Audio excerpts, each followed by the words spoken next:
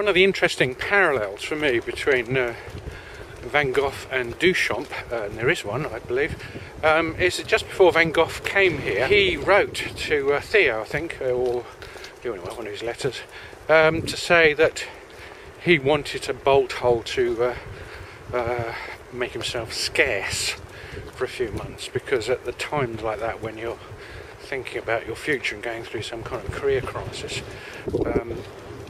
that was the thing to do. And basically he chose this place, or this place chose him, his father being vicar here, to be that place to escape for a few months, to formulate his ideas about what he was going to do with his life. Sorry, I thought there was a car coming in. And of course Duchamp did the same thing in Munich. He just disappeared. He exiled himself basically to Munich for about 3 months, just before the First World War.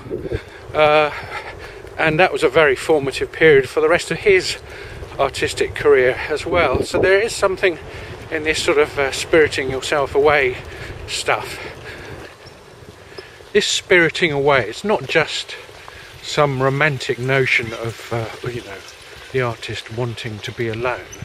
I think it's to do with what bookends that that episode in an artist's life.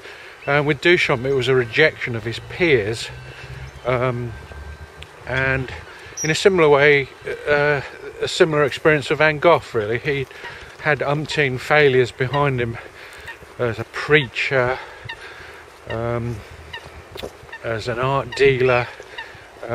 So, things were trying to tell him he was doing the wrong thing.